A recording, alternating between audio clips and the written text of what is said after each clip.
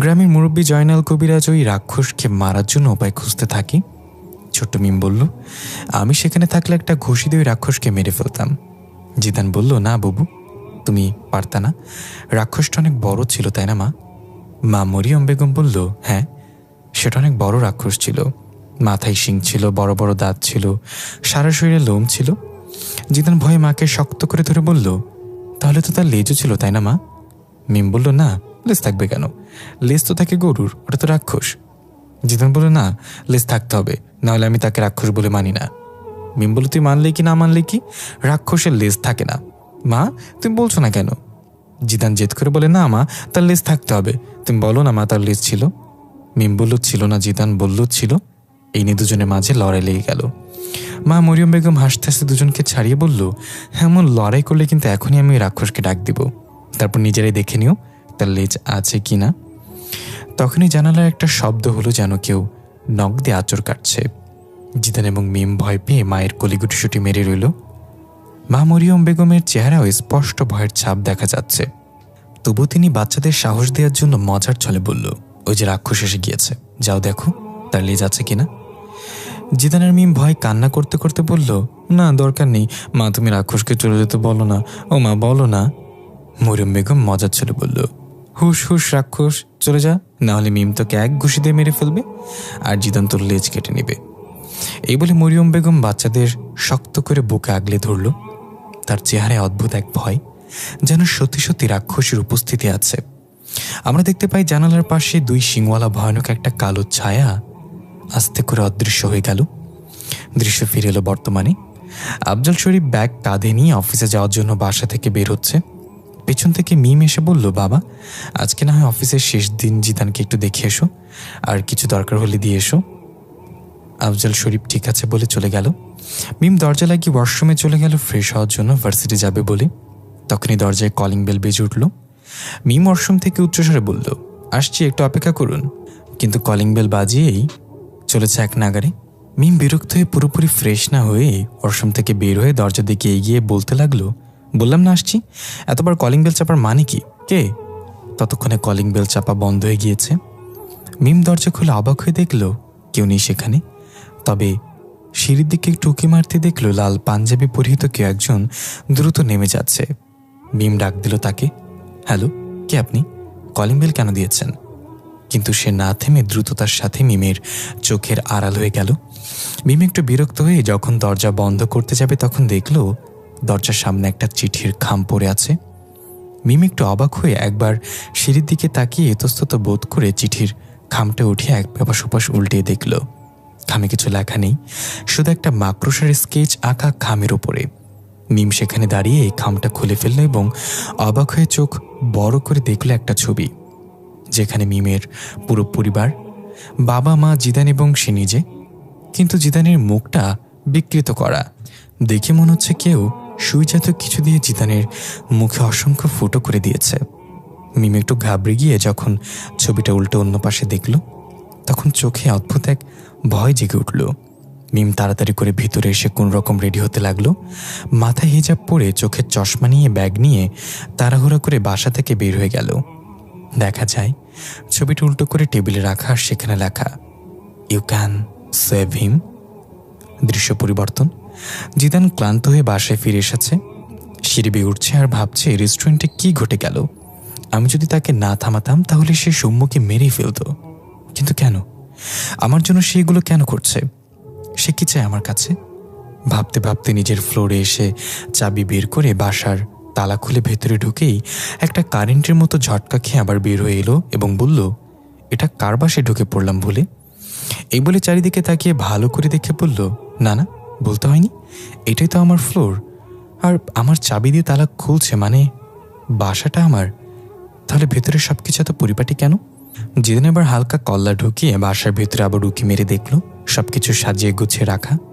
বিছানা চাদর শেষ করে ভাঁজ করে ঘুমেছিল তার মনে পড়ছে না। জামা কাপড় এদিক সেদিক ছড়িয়ে ছিটে ফেলা ছিল। চেয়ার আর টেবিলের মাঝে দুই সতীনের সম্পর্ক ছিল, অথচ এখন দেখা যাচ্ছে সবকিছু একদম পরিপাটি। জিদান আস্তে আস্তে পা টিপে ঘরে ঢুকে চারিদিকে তাকাচ্ছে। কাউকে দেখতে না পেয়ে জিদান নিজে বলল, আচ্ছা, আমি নিজের ঘরে নিজে চোরের মতো হাঁটছি কেন চুপি চুপি?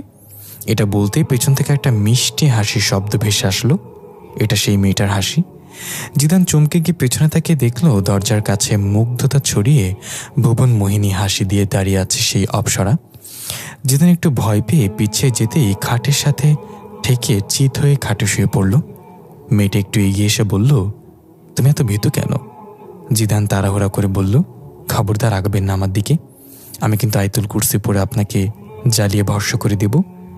মেয়েটা খিলখিল করে হাসতে হাসতে আরেকটু এগিয়ে এসে বলল, আমি তো তোমার প্রেমে ইতিমধ্যে ভস্ম হয়ে আছি, এখন যদি চাও তাহলে ছাই করিয়ে নিতে পারো। জিদান কান্না করে দিয়ে বলল, প্লিজ আগাবেন না আমার দিকে, আমি কিন্তু জোরে চিৎকার করব।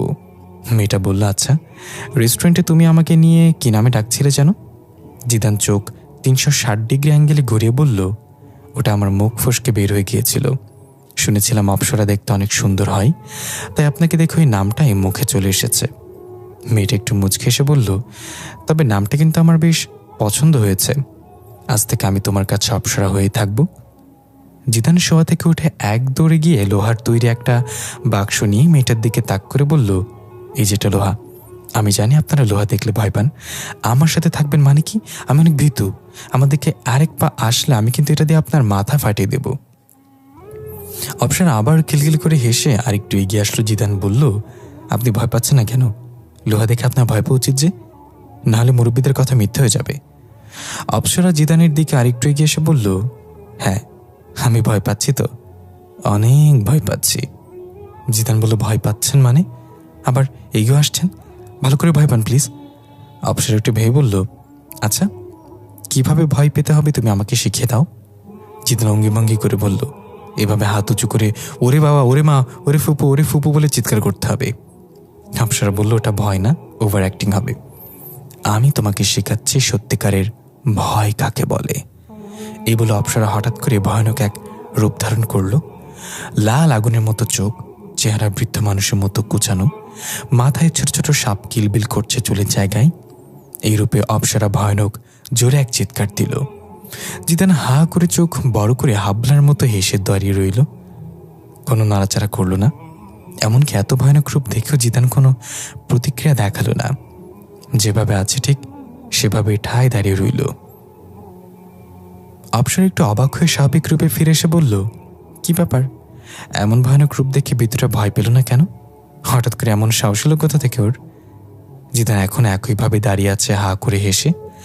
অপ্সরা হাততালিতে জিদানের দিকে এগিয়ে আসতে আসতে বলল, বাহ ভাই বাহ, তোমার সাহস দেখে আমি মুগ্ধ, তোমাকে যতটা ভীতু ভেবেছিলাম ততটা না।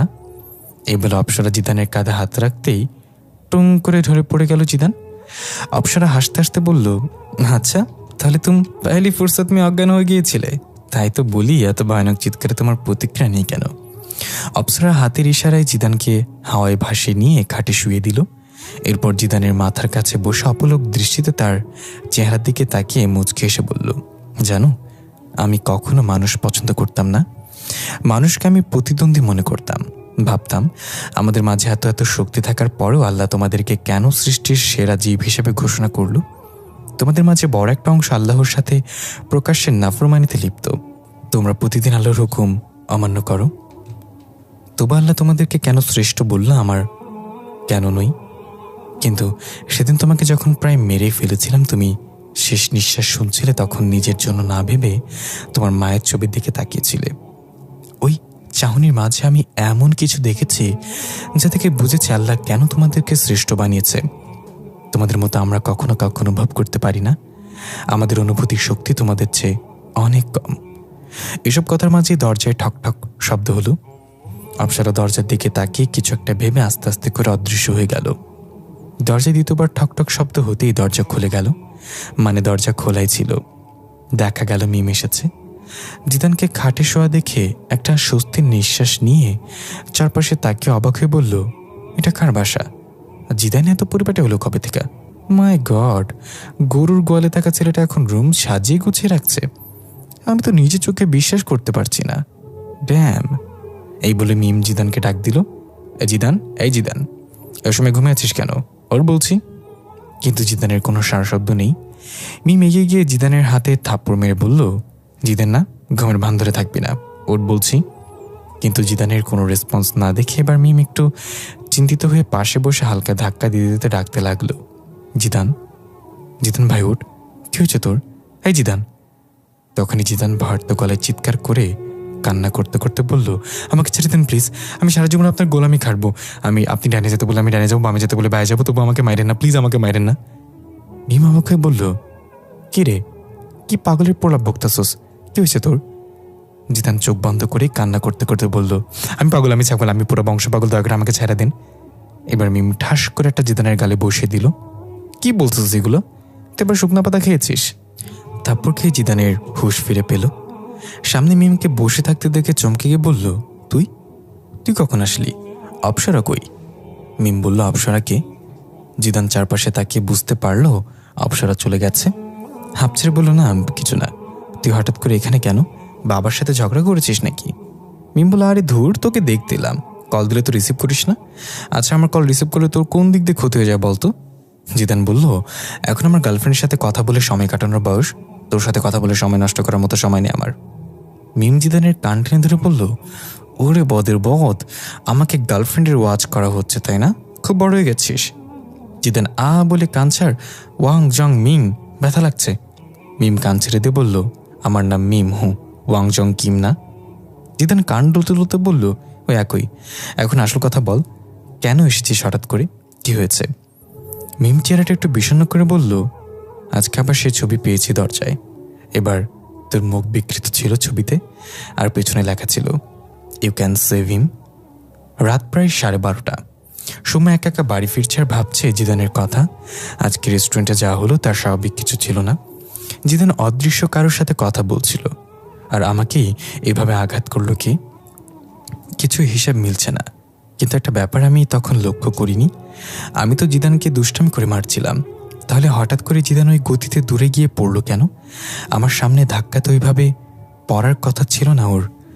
তবে যা হয়েছে সব মাথার উপর দিয়ে গিয়েছে। এসব ভাবতে ভাবতে শ্মশানের কাছাকাছি চলে এলো। সৌম্যদের বাড়ি যাওয়ার সময় একটা শ্মশান পার করে যেতে হয়। সৌম্যর বাবা মায়ের করা নিষেধ আছে রাত করে বাড়ি ফেরার সময় একা একা শ্মশানের কাছে দিয়ে না আসতে, কোনো মানুষ পেলে তার সাথে আসতে। কিন্তু আজ বেশি রাত হয়ে যাওয়ায় কোনো মানুষের চোখে পড়ছে না এদিকে। আছে কয়েকটা নিরীহ কুকুর রাস্তার পাশে বসে সারাক্ষণ আলাপ করছে। সৌম্য কিছুক্ষণ দাঁড়িয়ে থেকে কাউকে না পেয়ে একা একাই রওনা হলো। তবে সেফটি হিসেবে পথে থেকে সিগারেটটা বের করে সেটা জ্বালানোর চেষ্টা করতে লাগলো। শুনেছে আগুনের সাথে থাকলে কোনো খারাপ জিনিস কাছে আসতে পারে না, কিন্তু অবাক করার বিষয় হলো লাইটারে আগুন জ্বলছে না। কয়েকবার চেষ্টা করলো কিন্তু কিছুতে আগুন জ্বলছে না। মনে হচ্ছে কেউ ফু দিয়ে বারবার আগুনটা নিভিয়ে দিচ্ছে। সিগারেট মুখে নিয়ে লাইটারের আগুন জ্বালানোর বৃথা চেষ্টা করতে করতে কখন যে শ্মশানের কাছে চলে এসেছে সৌম্যর খেয়াল নেই। হঠাৎ একটা মেয়েলি কণ্ঠ সৌম্যর নাম ধরে ডাক দিল, সৌম্য দাঁড়াও। সৌম্য থমকে দাঁড়িয়ে মুখ থেকে জ্বলন্ত সিগারেটটা হাতে নিয়ে আশেপাশে তাকিয়ে দেখলো কেউ নেই। সৌম্যর মনে খটকা লাগলো, কিছু একটা হতে চলেছে ভেবে দ্রুত পা বাড়ালো ভয়। তখনই আবার একই ডাক, সৌম্য দাঁড়াও। সৌম্য চমকে গিয়ে দাঁড়িয়ে গেল। এবার ডাকটা যেন ঠিক তার পেছন থেকে এসেছে। সৌম্য ধীরে ধীরে পেছনে ঘুরে তাকিয়ে দেখলো কিছুটা দূরে একটা মেয়ে দাঁড়িয়ে আছে সাদা ফ্রক পরিহিত। এ যেন বাস্তব কোন অপ্সরা। সৌম্য হাঁ করে তাকে বলল, কে আপনি? মেয়েটা খুব স্বাভাবিক কণ্ঠে জবাব দিল, আমি অপ্সরা। সৌম্য বলল, সেটা তো দেখেই বুঝেছি। এমনিতে কে আপনি? আমার কাছে কি চান? অপ্সরা একটু এগিয়ে এসে বলল, তোমার কাছে কিছু চাই না, তবে তোমার মাঝে যে আছে তার কাছে চাই, তাকে বের হতে বলো। সৌম্য ভ্যাবাচাকা খেয়ে বলল, আমার ভিতর কে আছে, কাকে বের করব? অপ্সরা এবার অন্য কণ্ঠে কর্কশ গলায় বলল, তুমি বাইরে আসবে নিচে থেকে নাকি আমি বের করে আনবো? সৌম্য বলল, আপনি কার কথা বলছেন? কে বাইরে আসবে? আমি তো কিছুই বুঝতে পারছি না। অপ্সরা বলল, সে তোমার মাঝে আছে। বুঝেছি, এভাবে বাইরে আসবে না। তাহলে এখন প্রয়োগ করবো আমার নিয়ম। এই বলে অপ্সরা এক ঝটকায় সৌম্যর সামনে চলে গেল। সৌম্য আচমকা অপ্সরা কিভাবে সামনে দেখে পেছনের দিকে চিত হয়ে পড়ে গেল চিৎকার দিয়ে। সৌম্য চিৎকারে চারপাশ থাকা নিরীহ কুকুরগুলো ঘেউ ঘেউ করতে করতে দৌড়ে কোথাও যেন চলে গেল। সৌম্য কিছু বুঝে ওঠার আগে অপ্সরা ধোঁয়ায় রূপান্তরিত হয়ে সৌম্যর শরীরে মিশে গেল। হঠাৎ করে সৌম্যর বদলে যেতে লাগলো। এক ঝটকায় শোয়া থেকে দাঁড়িয়ে গেল টান হয়ে, চোখের মনি গায়েব হয়ে গেল। সম্পূর্ণ সাদা ধবধবে চোখ জোড়া দিয়ে উপরের দিকে তাকালো। আচমকা সৌম্যর পুরো শরীর কাঁপতে লাগলো। আপনি আপনি গিয়ে গাছের সাথে বাড়ি খেয়ে আছড়ে পড়ল, আবার ফুটবলের মতো গড়িয়ে গিয়ে রাস্তার অন্য পাশে পড়ল। মনে হচ্ছে সৌম্যর ভেতরে কোনো সত্তা লড়াই করছে এক কুকুরের সাথে। হঠাৎ সৌম্য নিস্তেজ হয়ে পড়ল চোখ বন্ধ করে।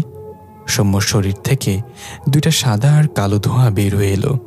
কিছুটা দূরে গিয়ে ধোঁয়া দুটো একটা আকৃতি ধারণ করল। সাদা ধোঁয়া থেকে অপসরে এবং কালো ধোঁয়া থেকে অন্য এক চেহারার মেয়ে।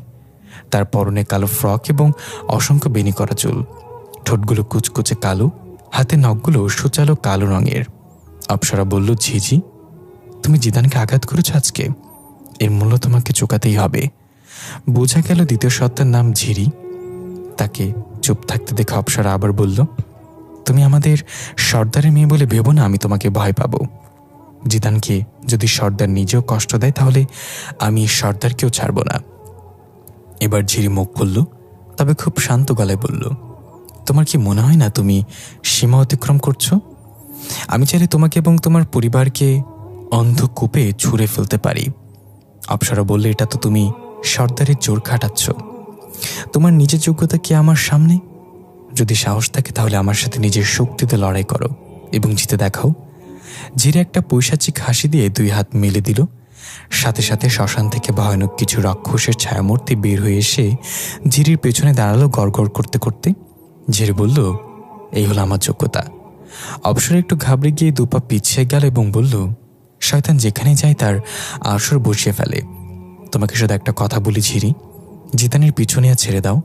আমি এখন থেকে জিদানের ছায়া, তাই তোমার প্রতিটা কদম সাবধানে ফেলা উচিত। ঝিরি একটা তাচ্ছিল্যের হাসিতে বলল, ও আমার পুচকে মেয়ে, শোনো, এই বিষয়টা তোমার বুঝতে বাইরে, তাই তোমার উচিত জিদান থেকে একটু দূরে থাকা। এটা আমাদের পূর্বপুরুষদের সাথে জড়িত। তুমি মাঝখানে নিজের জীবনটা হারিও না। অপসরা কিছু একটা ভেবে আস্তে আস্তে অদৃশ্য হয়ে গেল। ঝিরি হাতের ইশারা করতেই রাক্ষসের ছায়ামূর্তিগুলো গায়েব হয়ে গেল। একটু দূরে অজ্ঞান হয়ে পড়ে আছে সৌম্য। ঝিরি সাপের মতো পিছিয়ে পিছিয়ে হেঁটে সৌম্যর কাছে গিয়ে আবার কালো ধোঁয়ায় রূপান্তরিত হয়ে সৌম্যর মাঝে মিশে গেল। সৌম্য ধাপ করে চোখ মেলে তাকালো। নিজেকে রাস্তায় শুয়ে থাকতে দেখে তাড়াতাড়ি উঠে দাঁড়িয়ে জামা প্যান্ট ঝাড়তে ঝাড়তে বলল, আমি এখানে শুয়ে আছি কেন? আমার কি বাড়িঘর নাই? দৃশ্য পরিবর্তন। বুবু, তোর কি মনে হয় আমাদের মায়ের মৃত্যুটা স্বাভাবিক ছিল? জিদানের প্রশ্ন শুনে মিম একটু চিন্তিত মুখে উত্তর দিল, তুই এখনো মায়ের মৃত্যুর বিষয়টা মাথা থেকে ঝেড়ে ফেলতে পারিস নাই? জিদানের মিম দুজনে ছাদের কার্নিশের রেলিংয়ের ওপর বসে আছে। আকাশের অর্ধ চারটা টিম টিম করে আলো দিচ্ছে। হালকা মৃদু বাতাসে শরীর শীতল করে দিচ্ছে। যদিও মিম চলে যেতে চেয়েছিল, কিন্তু জিদান জোর করেই আজকে থাকতে বলল মিমকে।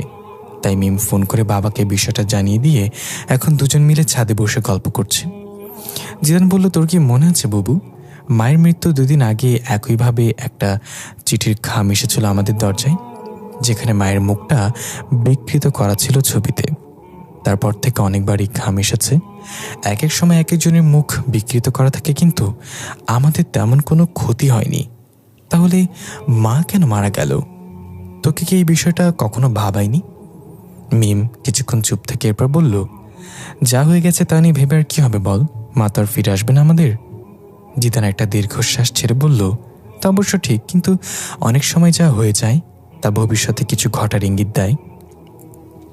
মায়ের মৃত্যুটা স্বাভাবিক ছিল না, আমি নিশ্চিত ওই রূপকথার গ্রামটা সত্যি সত্যি আছে, আর সেখানে আমাদের সব প্রশ্নের উত্তরও আছে। মিম জিদানের মাথায় টাপলি মেরে বলল, এই ইনস্টাগ্রামের যুগে তুই রূপকথার গ্রামের খোঁজ করছিস? হয় তোর মাথা খারাপ হয়, না হয় তোর দিমাগ খারাপ। জিদান হাসতে হাসতে বলল, এর একমাত্র সমাধান দ্রুত নির্বাচন। মিম বলল, চুপ থাক, দেশে কোনো নির্বাচন হবে না। এখন বল, তোর গ্রাউন্ড ফ্লোরের কি খবর, কয়টা টিকে আছে? জিদান মাথা চুলকে বলল, গ্রাউন্ড ফ্লোর মানে? মিম বলল, আরে গাধা, গার্লফ্রেন্ডের কথা বলছি। জিদান বলল, আমার আবার গার্লফ্রেন্ড হলো কবে? রাস্তাঘাটে মেয়ে দেখতে পাই এটাই অনেক, ওসব গার্লফ্রেন্ড টার্লফ্রেন্ড তো বিলাসিতা। মিম জিদানের কান টেনে ধরে বলল, তোর আগে আমি দুনিয়াতে আসছি, আমার সাথে চালাকি করে পার পাবি না। বল, পাখির কি খবর? মেয়েটা তো সুন্দরী ছিল, একবার দেখেছিলাম। জিদান আ বলে বলল, আরে পাখির চেয়ে পাখির মা বেশি সুন্দর, তাই ব্রেকআপ করে দিয়েছি। মিম পুরো কুচকে বলল, তোর সমস্যা কি? মা বেশি সুন্দর হতেই পারে, তাদের ব্রেকআপ করার কি দরকার ছিল? জিদান বলল, না, আমি কোনো রিস্ক নিতে চাই না। পরে তোর বাপ যদি পাখির মার সাথে লাইন মারা শুরু করে আমার বিয়ের পর, তখন মান সম্মান কিছু থাকবো? মিম আরও জোরে কাণ্ডেনে বলল, আচ্ছা আমার বাপ তোর কি হয়? আর আমি আর বাবাকে নিয়ে সব বাজে কথা বলতে লজ্জা করে না তোর? আসল কথা বল, ব্রেকআপ কেন হয়েছে? জিদান কান ছাড়িয়ে কান ডলতে ডলতে বলল, কে আর বলবো তোকে, ওদের স্ট্যাটাস অনেক হাই আমাদের চেয়ে, এটা কখনো সম্ভব ছিল না। ওর বাবা জানলে আমার এই কাইটটা নদীতে ভাসাইয়া দিত। মিম বলল, তোর কি হয়েছে? চেষ্টা করে দেখতে তো সমস্যা ছিল না, আমি সাহায্য করতাম তোকে। জিদান বলল, বুবু তুই বুঝবি না এসব। শোন, পাখির সাথে আমার যায় না। দেখ, ও সকালবেলা ওয়াশরুমে যায়, আমি যাই হাঁকতে, ও হাঁচি দেয়, আমি দিই ডট ডট, ও ড্যাড বলে ডাকে, আমি বলি বাবা। ও রেস্টুরেন্টে গিয়ে লেগ পিস বলে অর্ডার দেয়, আর আমি বলি মুরগির রান। ওর বন্ধু বান্ধব দেখলে মনে হবে সব মডেল, আর আমার বন্ধু বান্ধব দেখলে মনে হবে মাজারের সিঁড়িতে বসে ভিক্ষা করে এক একটা। তাহলে বল, ওর সাথে আমার কীভাবে যায়? মিম হাসতে হাসতে বলল, তুই এত কথা কই পাস? আচ্ছা পাখির কথা বাদ দিলাম, জান্নাতের কি হলো? ওই তো বেশ সুন্দরী ছিল। জিদান বলল, জান্নাত বেশি লয়াল ছিল, তাই ব্রেকআপ করে দিছি। মিম বলল, মানে? লয়াল ছেলেটা তো ভালো, তাহলে ব্রেকআপ কেন করলি? জিদান বলল, আমি কষ্ট পাবো বলে আমাকে না জেনে আরও 2টা ছেলের সাথে প্রেম করতো। তুই বল, এত লয়াল মেয়ের সাথে কি আমার যায়? মিম আবার অট্টহাসি দিয়ে জিদানের পিঠে থাপ্পড় মেরে বলল, বাহ, তুই আমার ভাই বলতেই গর্বে বুকটা ফেটে যাচ্ছে। এখন চল রুমে যাই, রাত অনেক হয়েছে। ছাদে বসে থাকতে দেখলে মানুষ ভূত পেতনি ভেবে আয়তুল কুরসি পড়ে ছু মারবে। জিদান উঠে রেলিংয়ের উপর দাঁড়িয়ে বলল, একটা ম্যাজিক দেখবি বুবু? মিম বলল, কি ম্যাজিক? আর তুই ভাবে রেলিংয়ের উপর কেন দাঁড়ালি? পড়ে যাবি তো। নিচে নাম বলছি, রাতের বেলা কোনো দুষ্টামি করবি না, দুর্ঘটনা বলে কই আসে না। জিদান একটা শয়তানি হাসিতে বলল, তুই শুধু ভয় পাস না ম্যাজিকটা দেখে, তবে আমিও শিওর এটা কাজ করবে কিনা, কিন্তু রিস্ক নিয়ে দেখি। মিম অবাক চোখে বলল, কে আবল তাবল বলতাছস? কোনো ম্যাজিক দরকার নেই, এখনই নাম বলছি। জিদান একটা হাসি দিয়ে আস্তে আস্তে করে ছাদ থেকে নেমে পড়ল। মিম এক চিৎকার দিয়ে জিদান বলে ডাক দিল এবং তাড়াতাড়ি গিয়ে নিচের দেখে অবাক হয়ে গেল। চোখ বড় করে দেখলো জিদান নিচে না পড়ে হাওয়ায় ভেসে আছে মাঝপথে। মিম হাঁ করে বলল, জিদান না? এসব আমি কি দেখছি? জিদান হাওয়ায় ভেসে ধীরে ধীরে আবার উপরে উঠে এলো এবং লাফ দিয়ে মিমের সামনে দাঁড়িয়ে বলল, কেমন লাগলো আমার ম্যাজিক? মিম এখনো চোখ ছানা বড় করে দাঁড়িয়ে আছে আর বলছে, মানে শুকনা পাতার আছর আমার উপরে পড়েছে? না না, এটা সত্যি হতে পারে না, আমি নিশ্চয়ই স্বপ্ন দেখছি। জিদান হাসতে হাসতে মিমের হাত ধরে টানতে টানতে ছাদ থেকে নেমে বলল, হ্যাঁ এটা তোর স্বপ্নই, কাউকে বলিস না কিন্তু। ওরা চলে গেল, সেখানে দৃশ্যমান হলো অপ্সরা। অপ্সরা সুন্দর করে হাসতে হাসতে বলল, এই ছেলেটা তো আমাকে চোখ বন্ধ করে বিশ্বাস করতে শুরু করেছে। ও জানতো আমি ওকে বাঁচিয়ে নিব, তাই বিনা দ্বিধায় ছাদ থেকে পড়ে গেল। দৃশ্য পরিবর্তন, একটা অদ্ভুত গ্রাম দেখা যায় মরুভূমির মাঝে। ছোট ছোট টিলার মতো ঘরবাড়ি, যেখানে কোনো গাছগাছালি নেই, পশু পাখি নেই। কিছু অদ্ভুত দেখতে লম্বা লম্বা মানুষ আকৃতির জীব ঘুরে বেড়াচ্ছে। তাদেরকে মানুষও বলা যায় না, দেখতে একই রকম কিছু। বাচ্চারা দৌড়াদৌড়ি করে খেলা করছে।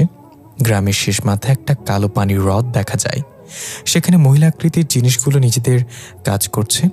এক মহিলা স্বর্ণালী রঙের কলসিতে হ্রদ থেকে পানি নিয়ে গ্রামে ফিরে এলো। দেখা যায় সেখানে ছোট্ট একটা বাজারও আছে। সবুজ লতা পাতা, শুকনো হাড়গোড় সহ আরও অনেক ধরনের খাবার নিয়ে বসে আছে দোকানিরা। ওই মহিলা কলসি নিয়ে বাজার ছাড়িয়ে এসে একটা খোলামেলা ঘরের সামনে দাঁড়ালো, যেখানে অনেক অনেক মূর্তিতে ভরপুর, ছোট বড় পুরুষ মহিলা আকৃতির অসংখ্য মূর্তি। মহিলাটা কিছুক্ষণ সেখানে দাঁড়িয়ে থেকে আবার সামনের দিকে রওনা হলো। একটু দূরে যেতেই মহিলাটা খেয়াল করলো আশেপাশে সবাই একপাশে সরে যাচ্ছে মাথা নিচু করে। সামনে তাকে দেখলো গ্রাম প্রধান তথা সর্দার হেঁটে আসছে।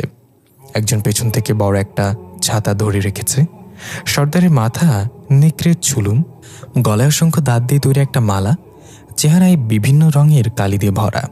কলসি নিয়ে দাঁড়িয়ে থাকা মহিলাও সবার মতো মাথা নিচু করে একপাশে সরে গেল সর্দারের সম্মানার্থে।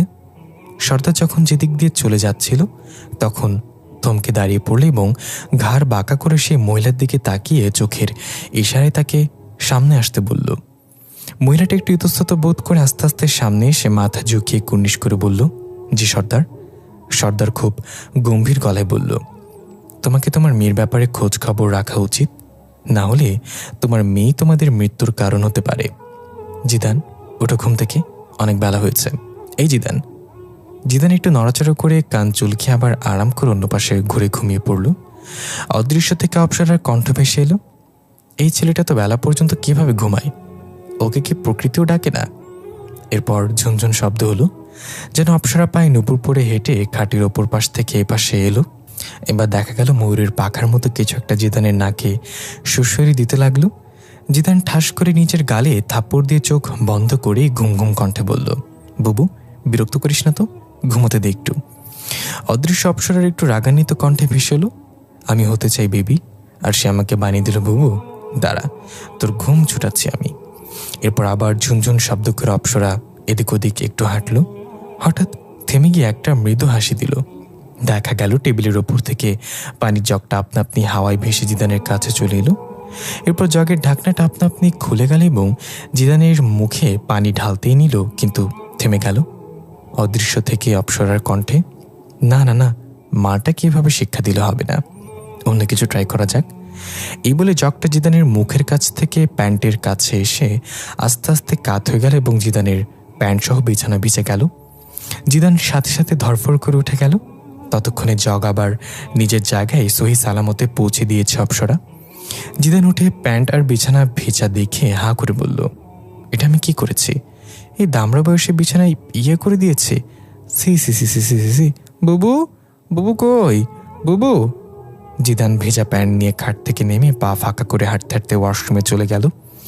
তখন হাসতে হাসতে দৃশ্যমান হলো অপ্সরা, খিলখিল করে মুখে হাত দিয়ে হাসতে লাগলো আর জিদানের পা ফাঁকা করে হাঁটার স্টাইল কপি করে নিজেও একইভাবে হাঁটতে লাগলো। এদিকে ওয়াশরুমের ভিতর জিদান নিজেকে গালি দিচ্ছে আর বলছে, জীবনে কোনো স্বপ্ন পূরণ করতে হোক বা না হোক, এই স্বপ্নটা ঠিকই পূরণ হয়। আমি কামটা করলাম কি? এই খবর যদি বাইরে যায় তাহলে আমি মুখ দেখাবো কি করে পাঠক মহলে? বুবু নিশ্চয়ই সকালে উঠে ভার্সিটি চলে গেছে, ভাগ্য ভালো দেখেনি। এসব বিড়বিড় করতে করতে কাপড় চেঞ্জ করে ফ্রেশ হয়ে ওয়াশরুমে থেকে বের হতেই জিদান চমকে দাঁড়িয়ে গেল। জিদানের মা মরিয়ম বেগমের ছবির সামনে দাঁড়িয়ে আছে অপ্সরা নামের মেয়েটা। সাদা ফ্রক থেকে নূরের মতো রোশনি প্রতিফলিত হচ্ছে। এক দৃষ্টিতে মরিয়ম বেগমের ছবির দিকে তাকিয়ে আছে অপ্সরা। জিদান ভয় না পেলেও একটু কাঁপা কাঁপা গলায় বলল, আপনি? অপ্সরা জিদানের দিকে না তাকিয়ে ছবিটার দিকে আরেকটু এগিয়ে গিয়ে বলল, মায়ের সাথে তোমার বাবার পরিচয় কিভাবে হয়েছিল? জিদান হঠাৎ এমন প্রশ্নে একটু হকচকে গিয়ে বলল, জানি না, তখন আমি তো লিকুইড ছিলাম, আমি কিভাবে জানবো? অপ্সরা শান্ত চোখে জিদানের দিকে তাকিয়ে বলল, কখনো জিজ্ঞাসা করেনি তোমার বাবা অথবা মাকে এই বিষয়? জিদান বলল, একবার জিজ্ঞাসা করেছিলাম মাকে, মা অনেক কড়াভাবে নিষেধ করেছিল ওই বিষয় দ্বিতীয় কিছু জিজ্ঞাসা করতে, তার জিজ্ঞাসা করিনি। অপ্সরা এবার জিদানের দিকে এগিয়ে এসে বলল, তোমার মা কিছু একটা গোপন করেছে এবং সেটা এখন তোমাকে খুঁজে বের করতে হবে। জিদান পিছিয়ে যেতে যেতে দেয়ালের সাথে লেগে বলল, কিন্তু আপনি কি চান আমার কাছে? আমার ঘড়িতে আপনার ওড়নাটা আটকায়নি, আমার সাথে ধাক্কা লেগে আপনার হাত থেকে বইও পড়েনি, কলার খোসার ওপর পাড়া দিয়ে আমি আপনার বুকে গিয়েও ল্যান্ড করিনি, তাহলে হঠাৎ করেই কোন ইনসিডেন্ট ছাড়া আপনি আমার লাইফে আসলেন? আপনার মোটিভটা কি? অপ্সরা এক ঝটকায় জিদানের সামনে এসে আঙ্গুল দিয়ে গালে সুসুরি দিতে দিতে বলল, বা আমার মেহবুবের জবান ফুটছে দেখি, আমাকে দেখে এখন ভয় পাচ্ছ না কেন? এই বলে আঙ্গুল গাল থেকে দাড়ি থেকে গলায় আনতেই জিদানকে ধাক্কা দিয়ে অপ্সরা হাত সরিয়ে দিয়ে বলল, কাতকুতো লাগে বাল, আর আপনাকে দেখে ভয় পাবো কেন? আমি আয়াতুল কুরসি পারি তো। এই কথা শুনে অপ্সরা নিজেই বিসমিল্লাহ বলে আয়াতুল কুরসি তেলাওয়াত করা শুরু করলো। জিদান হতবাক হয়ে তাকিয়ে রইল। এত সুন্দর কণ্ঠ মেয়েটার, এত মধুর তেলাওয়াত, যেন এক মুহূর্তের জন্য অন্য জগতে চলে গিয়েছিলাম। তেলাওয়াত শেষ করে অপ্সরা জিদানের দিকে তাকিয়ে মুচকে হাসল। জিদান আস্তে করে বলল, সরিষার ভেতরেই ভূত? মানে ভূতের মুখে আয়াতুল কুরসি? তাইলে ভূত ভাগাবো কি দিয়ে? অপ্সরা একটু রেগে জিদানের কলার চেপে এক হাত উপরে তুলে বলল, আমি কোনো ভূত নই, আমি অপ্সরা। তোমার লজ্জা করে না তো সুন্দর একটা মেয়েকে ভূত বলে সম্বোধন করতে? জিদান ঘাবড়ে গিয়ে বলল, মাপ চাই, দোয়াও চাই, আমাকে নিচে নামান প্লিজ, না হলে আবার প্যান্ট নষ্ট হয়ে যাবে। তখনই খাটের ওপরে থাকা জিদানের ফোন বেজে উঠল। জিদান বলল, নিচে নামান না প্লিজ, কে কল দিয়েছে দেখি, জরুরি কিছু তো হতে পারে। অপ্সরা জিদানকে নিচে না নামিয়ে হাতের ইশারায় ফোনটা উড়িয়ে এনে কল রিসিভ করে জিদানের কানে ধরল। জিদান উপর পাশ থেকে তোতলানো কণ্ঠে বলল, বাবা হ্যালো হ্যালো। জিদানের মুখটা হঠাৎ করে কালো হয়ে গেল, দাঁত কটমট করে জিজ্ঞাসা করলো, বুবু কাঁদছিস কেন তুই? কি হয়েছে? অপ্সরা জিদানকে ধীরে ধীরে নিচে নামিয়ে এনে বলল, কি হয়েছে? দৃশ্য পরিবর্তন। মিম ভার্সিটির ক্যান্টিনে বসে ফুপিয়ে ফুপিয়ে কান্না করছে। মিমের শরীরে অসংখ্য ক্ষত চিহ্ন, ড্রেসটা ময়লা ও ছেঁড়া, ঠোঁটের কোণে রক্ত, হাতে কাচের চুড়িগুলো ভেঙে অনেকটা ক্ষত তৈরি হয়েছে, গলায় কালো দাগ বসে আছে, যেন কেউ ফাঁস লাগিয়েছে। মিমের বান্ধবীরা চারপাশে ঘিরে আছে আর জিজ্ঞাসা করছে, কি হয়েছে তোর? এ অবস্থা কিভাবে হলো? কি করেছে? কিন্তু মিম চুপ করে আছে, কাউকে কিছু বলছে না। এর মাঝে হনহন করে হেঁটে সেখানে জিদান চলে এসে মিমের সামনে দাঁড়ালো। মিম অসহায় আর কান্না ভেজা চোখে জিদানের দিকে তাকালো। জিদানের চোখগুলো লাল টকটকে হয়ে গেল, যেন রক্ত গড়িয়ে পড়বে। জিদান কর্কশ গলায় জিজ্ঞাসা করল, কি হয়েছিল? মিমের চোখের কোণে এক ফোঁটা পানি গড়িয়ে পড়ল। তার সাথে দৃশ্য চলে যায় কিছুক্ষণ আগে। মিম ভার্সিটিতে প্রবেশ করতেই মিমের চোখ গেল দূর। অন্য পাশে ঘুরে দাঁড়িয়ে আছে লাল পাঞ্জাবি পরিহিত একটা লোক। মিমের খটকা লাগলো এবং মনে মনে বলল, চিঠির খাম দিয়ে যাওয়ার সময় তো এমনই লাল পাঞ্জাবি পরিহিত একজনকে দৌড়ে সিঁড়ি বেয়ে চলে যেতে দেখেছিলাম। এটা সেই লোকটা নয় তো? ভাবতে ভাবতে ওই লোকটার দিকে এগিয়ে গেল। অন্যদিকে ঘুরে থাকায় মুখ দেখা যাচ্ছে না তার। মিম কিছু দূরত্ব বজায় রেখে পেছন থেকে ডাক দিল, হ্যালো, এক্সকিউজ মি, শুনছেন? লোকটা মিমের ডাক শুনে পেছনে না তাকিয়ে সামনের দিকে হাঁটা দিল। মিম একটু অবাক হয়ে লোকটার পিছু নিল এবং ডাকতে লাগলো, আপনাকে বলছি, হ্যালো, কোথায় যাচ্ছেন? কথা শুনুন আমার। কিন্তু লোকটা এক প্রকার তাড়াহুড়া করেই হাঁটছে। মিমও যেন মন্ত্রমুগ্ধের মতো লোকটার পিছু নিয়েছে। কোথায় যাচ্ছে মিমের সেদিকে খেয়াল নেই। হঠাৎ মিমের চোখে পোকা জাতীয় কিছু একটা চলে গেল। মিম মৃদু আওয়াজ করে চোখ বন্ধ করে হাত দিয়ে চোখ পরিষ্কার করে সামনে তাকাতেই সেখানে আর কাউকে দেখতে পেল না। এতক্ষণে মিমের হুঁশ ফিরেছে। মিম আশেপাশে তাকিয়ে দেখল ভার্সিটির পরিত্যক্ত আবাসিক হলের সামনে চলে এসেছে। একটা অনেক পুরাতন শ্যাওলা ধরা বিল্ডিং। বিল্ডিংয়ের দেয়াল বেয়ে অসংখ্য আগাছা বেয়ে উঠেছে। দরজা জানালাগুলো ভাঙাচোরা। এখানে ভুল করেও কেউ আসে না। মিম একটু ঘাবড়ে গিয়ে যখনই ফিরে আসতে যাবে তখনই পরিত্যক্ত বিল্ডিংয়ের ভেতর থেকে একটা হাসির শব্দ ভেসে এলো। মোটা কণ্ঠের কোন এক পুরুষ হাসি। মিমের পুরো শরীরে কাঁটা দিয়ে উঠল এরকম হাসি শুনে। হাসির শব্দে মিমের আত্মাসহ কেঁপে উঠেছে। আর কিছু না ভেবে মিম সেখান থেকে দৌড় দেওয়ার চিন্তা করল এবং উল্টে ঘুরে দৌড় দিল। কিন্তু একটু দূরে যেতেই পরিত্যক্ত বিল্ডিংয়ের ভেতর থেকে একটা গাছের লতা উড়ে এসে মিমের পায়ে প্যাচ দিয়ে ধরে টান দিয়ে তাকে ফেলে দিল। মিম চিত হয়ে উল্টে পড়ে গেল এবং চিৎকার করতে নিলে মিমের মুখে যেন আঠার মতো আটকে গেল। লতাপাতা পিছে একটা হ্যাচকা টানে মিমকে বিল্ডিংয়ের ওপর নিয়ে যেতে লাগলো কোন এক অদৃশ্য শক্তি। মিম হাজার চেষ্টা করেও লতাপাতার প্যাচ থেকে নিজেকে ছাড়াতে পারল না। ঠিক যখন বিল্ডিংয়ের ভেতরে টেনে নিয়ে যাবে তখন মিম কোনোভাবে পায়ের থেকে লতাপাতা ছাড়িয়ে নিল এবং উঠে দৌড়ে পালাতে নিলে মুখ বন্ধ হয়ে গঙ্গানির মতো শব্দ করে। তখনই মিমের হাত চেপে ধরল এক অদৃশ্য হাত। কাচের চুড়িগুলো ভেঙে মিমের হাতে বিঁধে গেল। মিম চিৎকারও করতে পারছে না। মিমকে তুলে ছুঁড়ে মারল। ছিটকে গিয়ে শুকনো পাতা উড়িয়ে আছড়ে পড়ল। মিম কোঁকড়াতে লাগলো। হঠাৎ গাছের ওপর থেকে কিছু লতাপাতা নেমে এসে মিমের গলা পেঁচিয়ে ফাঁস দেওয়ার মতো করে মিমকে ঝুলে দিল গাছে। মিম ছটফট করতে লাগলো পা দিয়ে দাঁড়িয়ে। হাত দিয়ে গলা থেকে লতাপাতা ছাড়িয়ে নেওয়ার চেষ্টা করতে লাগলো, কিন্তু সব চেষ্টায় বিফলে যাচ্ছে। দম বন্ধ হয়ে আসছে মিমের। হঠাৎ মনে পড়ল মোবাইলের কথা। ভাগ্যক্রমে ব্যাগটা তখনও মিমের কাঁধেই ছিল। কোনো রকম ব্যাগ থেকে মোবাইলটা বের করে কাঁপা কাঁপা হাতে আয়াতুল কুরসি প্লে করে দিল। আয়াতুল কুরসির শব্দ শুনে একটা কর্কশ গড়গড় রাগান্বিত শ্বাস প্রশ্বাস ভেসে আসলো চারিদিক থেকে। শেষ পর্যন্ত লতাপাতাগুলো মিমকে ছেড়ে দিল। মিম অপর পাশ থেকে ধপাস করে নিচে পড়ে কাশতে কাশতে নিঃশ্বাস নিতে লাগলো।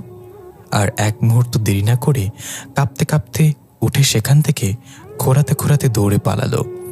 দৃশ্য বর্তমানে ফিরে এলো। দেখা গেল মিম এবং জিদান সেই পরিত্যক্ত বিল্ডিংয়ের সামনে দাঁড়িয়ে আছে। মিম এখানে পুনরায় আসতে চায়নি, কিন্তু জিদান এক প্রকার জোর করেই নিয়ে এসেছে মিমকে। জিদানের সাহস এখন অন্য জায়গায়। জিদান জানে যে কোনো বিপদ অপসরা তাকে সাহায্য করবে। জিদান চিৎকার করে বলল, কার এত বড় সাহস আমার বুবুকে আঘাত করেছে? যদি এক বাপের জন্মের হোস তাহলে আমার সামনে আয়। মিম বলল, ভাই তুই ভুল করছিস।